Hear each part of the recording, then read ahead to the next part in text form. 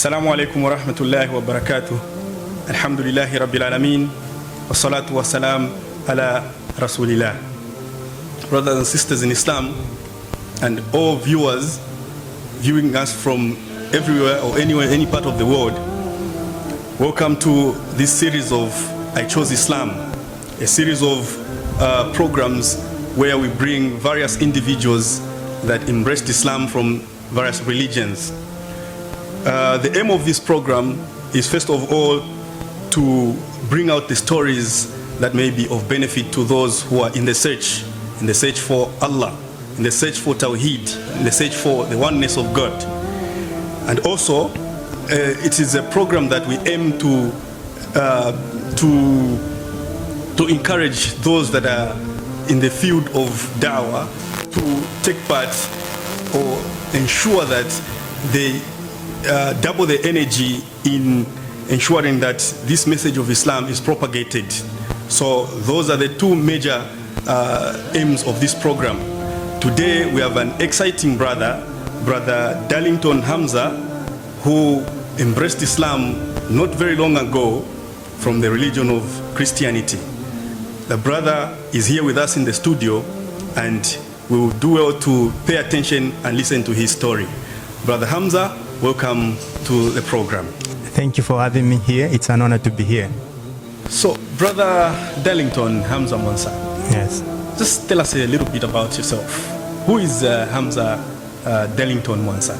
Okay, so Darlington Hamza Mwansa was born way back. It should be in the early 90s in Mufulira town, and I've spent much of my time on the Copperbelt. Of course, I've had time to travel throughout Zambia, except southern province. So much of my time, I spent my childhood in Luansha, where I schooled from grade 1 up until secondary education. And later on, I moved to Kitwe, where I've spent like, I should be 10 years or so.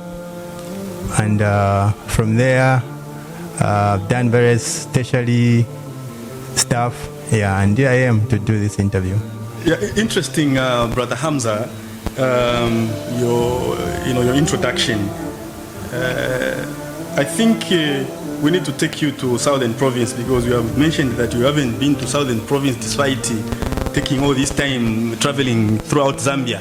So trust me, we are going to take you to do some bungee jumping in Livingstone. Inshallah. So expect that, because we want you to finish the traverse of traveling in Zambia. Sure. So could you please start by sharing a bit about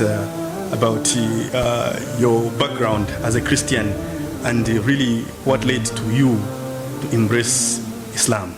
Thank you. So yeah, I come from a Christian background. I would say I was raised by Catholic guardians, not very strong Catholics, I would say. Would go to church on Sundays as usual. Initially, my journey as a Christian, I was dedicated to be in the priesthood by my granny, but after completing secondary education, I felt that wasn't my thing, so that's how I left that side. And I should mention that after that period, I got into what should be said, the Pentecostal prayers, where initially I led the youth foundation. I used to do music ministry, they say. Yeah, so I was very much active in that area as a Christian. Yeah, I used to make music, and I still believe God, the Almighty Allah, has given me that ability to make creative content. So that has been my thing. And still, I wasn't satisfied whilst I was doing that Christian content, because I thought like some pieces in that puzzle was missing. So the search went on. And I still remember strongly, like when I stopped going to church, it should be in the 2018, if I'm not mistaken, when COVID came. Yeah, so that time my mind and church wasn't kind of like going together. So I said, okay, let me just stop going to church. So from there I began to do the search, of which I have to say seeking God. So I began the search. I went through Google, reading stuff. That was 2018. So it so happened that I stayed for 3 years without going to church, yes. 3 years, should be 2018, 19, 21, 22. Should be early 22 years. That's when I moved to Chingola. I think if you talk about the times of COVID, it should be 2019. It's COVID-19. Yes. Popped up around that area. Time. Yes. Probably just a point of correction in case that's a reference point. Yes, that's a reference point. Yeah. So when I moved to Chingola, I was doing my research, yes, but I wasn't getting the right material, I should mention. Initially, it so happened that I was going through my Facebook page. Then I came across the Copperbelt Muslim Youth page, and I liked the page. So from there, I was able to follow up the content being posted. I would follow up the content, and after some time, I thought, let me give it a try. Let me contact these guys. That's how I got into the inbox. I don't know who's behind the inbox. Kind enough, they connected me to the brother. The one hosting this show. So he gave me much of the materials that I needed, and it so happened that the materials he gave me, the books, were like the things that were just missing to complete that puzzle. I don't know how I did it fast. I think he gave me about 5 or so books. Upon finishing those books, I was like so much decided. I was ready, I knew it. But it so happened that just when I finished digesting those materials, again I was moved to Kitwe. So it so happened that I called back. I still remember when I called him back, I'm like, man, I made up my mind. This is what I want to do. Yes. So that's how my journey began in Islam. Alhamdulillah, this is sounding very interesting. And Allah subhanahu wa ta'ala has created a lot of things, and some things we don't really know how beneficial they may be. Yes. And one of the beneficial tools that brought you to meet us, the brothers who in the process shared with information with you, is social media. And in social media, you see a lot of there's good and there's always bad. Yes. There's always good and there's always bad. So the two that Allah subhanahu wa ta'ala has granted us, a Facebook that you came to and visited the Copperbelt Muslim Youth Facebook page, and from there you inboxed us and you got numbers and we started talking, and here we are. You are a Muslim. Yes. Alhamdulillah. This is even an encouragement we want to give to all users of social media to use it beneficial. So we are thankful to Allah subhanahu wa ta'ala for guiding you through, because this is a journey. Yes. And the journey had to go through all these stages. Coming to the page of Copperbelt Muslim Youth is even more encouraging to the brothers that are behind the content that is created there. Yes. So brother, you mentioned that you were very much involved in content creation for the Youth Foundation or the Pentecostal Church. How was that working? And the music and everything, how was that working? I would say the content and the music, it felt like a gift to me to give to the youths. And I wasn't seeing the bad side of it. I thought, this is it, this is good. But you know how it is when you're creating content, so much content, and then it kind of like in some way gives you back the glory. So I felt out of place in that manner. I would still give the youth that, but somehow I felt I wasn't doing what I'm supposed to do. So I felt out of place, I would say. Okay. Yes. All right. Jazakumullah khairan for the beautiful responses that you have so far given us, and alhamdulillah that the story is unfolding. And I would want to that you shed a little bit more light into what really led you to embrace Islam after reading all the books. Were there any specific details that just hit the spot? Yes, so there were specific points that I should say made me realize that this is not what I'm supposed to be doing. Example given, like how Christians say Jesus is. I got vast knowledge when I read much of the Islamic content, so that brought in my understanding. So the understanding of who Jesus is, peace be unto him, made me realize that, because my thinking before I became a Muslim was like, Muslims don't know Jesus. But upon finding so much information, I discovered that they even know who Jesus is more than much of the other side might claim to say. Again, who to worship. That's a struggle, I should mention. I realized that God doesn't want to be worshipped with another god, as in he partners with any other god. No. Sure. Yeah, God should be worshipped, him and him alone, Allah subhanahu wa ta'ala. That's what I know. So that knowledge broadened my understanding, and so having read the Bible and now reading the Quran, I can see a very big difference. The Quran is in its original content. Surely the Quran is the word from Allah. So that's one of the reasons why I like said, okay, this is it. This is God saying this, and convincingly, here I am.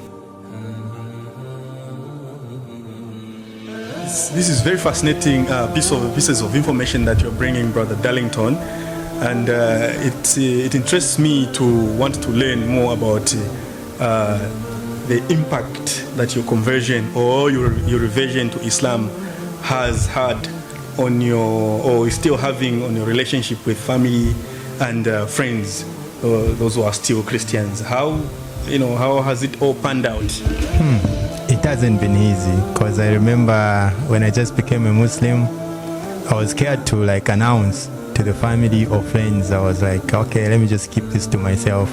But do you know how it is when you buy a nice car? Mm-hmm. You drive it today, someone will ask you, is it yours? You say, no, it's not mine. But with time, they will notice that this is really your car. Mm-hmm. So happened that with time, I was like, let me just say it, because a Lamborghini. Yes. Let me show it off. So people come to me on a Sunday, are you not going to church? And I'm like, what? I went yesterday, and I've been going throughout the week. So which church do you go to? And I'm like, I'm Muslim. Okay. Yeah, so that was breaking the news the way I broke the news to the family. And they were like, why Muslim? What happened? You used to be a very strong Christian. What has happened? Are you joking? And I'm like, this is what I know. And it so happened, I remember when I was talking to one of my siblings, I gave her one of the books, and she was like, no, so you mean you're turning into a terrorist? As funny as it may sound, but I was like, no, I'm convinced this is who I am now. So it so happened that... you mean this is who you are as a Muslim? Yes. So I'm not a terrorist. So it so happened that we had a sitting, I would say family arrangement. Okay. They were like, no... Vashima people, why this route? And I'm like, no. I know what yes. Why this route? Referring you to as a preacher, what has happened? Yes. Yeah. So I tried to tell them the few things, you know how it is. Some took it, some never took it. So it wasn't easy. Yeah, even side of my friends, some will mock you, oh what, blah blah blah. But still, this is who I am. So I've learned to embrace it. Wherever I am with whoever I am with, if they don't take it, I must take it. It's mine. It's my religion. So especially friends. Some friends you cut them out. They're not willing to respect you for what you know and what you believe in. Alhamdulillah. Yeah. I actually would encourage that you try your level best to be the best of a Muslim. So that just that in itself. Will mean a lot. Yes. There are certain things that before we embrace Islam, there are certain things that we were doing bad that we were known to be doing. Yeah. If we stop that, and people knew that we were really, not in a good space, especially in those things, because nobody is perfect. Yes. So if I stop those bad habits, then they'll attribute that to the religion of Islam, of which Islam is here to perfect the character of human beings. Yes. So. You may not have to cut any relationship. Of course, bad company like friendship and everything like that, those we cut. If we give them dawah like we receive dawah, that's our responsibility. We just give them dawah, or we propagate Islam to them and live the best of characters. But with family, no matter how bad, we don't cut ties of relationship with families. So really, this is a very interesting story.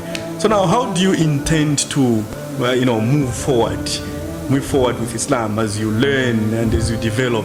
What are your aspirations in the religion of Islam? So I'm looking forward to broaden my knowledge in Islam. I understand in Islam there is vast knowledge. There is so much to know. So I'm taking it step by step, and surely I'll get there. And indeed, it is said in Islam that طالب العلم فريضة على كل مسلم. Seeking knowledge is an obligation for every Muslim. So that's a beautiful step that you have decided to take, and would encourage you and help you in whatever ways that you would want to seek that knowledge. And by the way, how are you engaged in the same seeking of knowledge? Are you learning at the mosque, involved in some university or anything? Yeah, time to time I often attend prayers at the mosque, and if I do not do that, yes, if I do not do that, I've been taught few things. I get advantage of the YouTube, and currently I've enrolled in the International Open University, yes. Okay, that's interesting. And as soon as it may sound, I've done, I think, 2 certificates. Okay. Yeah, so it's an ongoing process, and I'm still learning. Alhamdulillah. Yes. Thank Allah for your effort, and may Allah subhanahu wa ta'ala increase you in knowledge and stature, and be able to live by the knowledge that you are gaining. I also look forward to work hand in hand with the Copperbelt Muslim youth, since I got much of the knowledge that I needed from there. So playing a part in this team would be a huge success for me personally. Alhamdulillah, alhamdulillah. So, brother, this indeed has been a very enlightening session that we've had, short as it may be, but it has brought out the issues that are really important to propagation. The presence would encourage every Muslim to ensure presence, especially on this ni'mah, the favor that we have of social media, to use it effectively to propagate the religion of Islam, so that goodness spread throughout the world. My brother, any last words that you may have, for us, for yourself, and anybody, just any last words that you would want to share before we close? I would love to say a big up and thanks to you, the Copperbelt Muslim youth, for the job you're doing. This goes a long way. It might seem like you're doing nothing, but hey, you're reaching a multitude out there. And to all the Muslims, I have to encourage you to continue spreading the news. This is worthy sharing, I should make mention. Mm-hmm. It's been a pleasure, my brother Darlington Hamza Mwansa, having you here in the studio. We are very much happy to have to see individuals that were in one particular religion to come to the religion of Islam, because it's a thing out there. You never find peace anywhere other than from Islam.